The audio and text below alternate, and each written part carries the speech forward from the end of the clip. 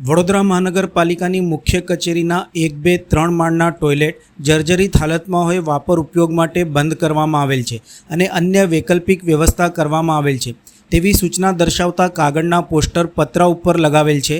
વડોદરા શહેરમાં કે અન્ય જગ્યાએ મકાન એપાર્ટમેન્ટ કોઈપણ વસ્તુ જર્જરિત હોય તો ત્યાં નિર્ભયતા શાખા દ્વારા નોટિસો આપવામાં આવે છે અને તે ઉતારવા માટે વારંવાર જાણ કરવામાં આવે છે। ત્યારે હાલ વડોદરા મહાનગરપાલિકાની વડી કચેરીમાં જ ટોયલેટ જર્જરિત હાલતમાં હોય આ જગ્યાએ નોટિસ હવે કોણ આપશે? આ મામલે ફાયર વિભાગ પણ જાગતું નથી। ઊંઘતા તંત્રના પ્રતાપે ગંભીરા બ્રિજ પડતા નિર્દોષ નાગરિકોના મૃત્યુ નિપજ્યા છે, ત્યારે અહીં પણ ઊંઘતા સંબંધિત અધિકારીઓના પ્રતાપે જો કંઈ તૂટી પડશે અને જાનમાલનું નુકસાન થાય તે બાદ કોઈ જાગવાનો અર્થ નહીં રહે। ચેતતો નર સદા સુખીની જેમ આ મુદ્દે યોગ્ય અને સમયસર પગલાં લેવાવા જોઈએ।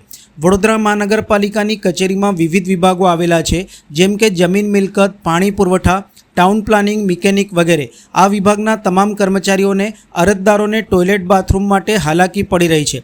આ બિલ્ડિંગમાં સૌથી નીચે એક્રોચમેન્ટ રિમૂવલ, આકારણી વિભાગ, પેન્શન વિભાગની કચેરીઓ આવેલી છે। જો આ ભાગ પડી જશે અને જાનમાલનું નુકસાન થશે, કોઈનું મૃત્યુ થશે તો જવાબદાર કોણ? આમ તો વડોદરા મહાનગરપાલિકા જનતાને નોટિસો આપીને જગાડી રહ્યું છે, ત્યારે વડોદરા મહાનગરપાલિકા પોતે જ નહીં જાગે અને કોઈ બનાવ બનશે તો તેના જવાબદાર વહીવટી વડા રહેશે તેવું સામાજિક કાર્યકર અતુલ ગામેચી દ્વારા જણાવ્યું હતું તથા યોગ્ય અને વહેલી તકે જે તે સંબંધિત કામગીરી કરવાની માંગણી પણ કરી હતી।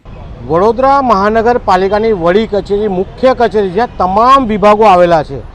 આ વિભાગોમાં પહેલો માળ, બીજો માળ, ત્રીજો માળ, 3 માળ પર જોવા જઈએ તો જે ટોયલેટ છે, જેન્ટ્સ હોય કે લેડીઝ હોય, એને પતરા મારી દેવામાં આવે છે અને ઉપર લખવામાં આવ્યું છે કે જર્જરિત હોવાથી વાપર ઉપયોગ કરવો નહીં। આની વૈકલ્પિક વ્યવસ્થા કરેલ છે, ઘણી સારી બાબત છે। પરંતુ વડોદરા શહેરમાં તમારું મારું કે અન્યનું કોઈ પણ મકાન એપાર્ટમેન્ટ જર્જરિત હોય, વડોદરા મહાનગરપાલિકા નોટિસ બજાવે, ખાલી કરવાનું કહે, વારંવાર નોટિસ આપે, જેમ તેમ કહીને એ અરજદારને ત્યાંથી ખાલી કરાવતા હોય છે। તો આ તો વડોદરા મહાનગરપાલિકાની મુખ્ય કચેરી છે, તમામ વિભાગો અહીંયા આવેલા છે, અહીંના કર્મચારીઓ છે, જે અરજદારો છે એમને પણ ટોયલેટ જવાનું હોય છે, તમામને તકલીફ પડી રહી છે। વૈકલ્પિક વ્યવસ્થા જે મૂકી છે એક જ ટોયલેટ બાથરૂમ છે, ત્યાં પણ લાઈનો પડે છે। તો વડોદરા મહાનગરપાલિકાનું આ જો ટોયલેટ જર્જરિત હોય તો ઉતારી લેવું જોઈએ। જો ઉતારવામાં નહીં આવે તો નીચે એક્રોચમેન્ટની ઓફિસ આવી છે, દબાણ શાખાની બધી ઓફિસ આવી છે, આખી દબાઈ જશે, લોકોના મૃત્યુ થશે। હાલમાં જર્જરિત પુલો પડી રહ્યા છે, જર્જરિત શાળાઓ બધું પડી રહ્યું છે।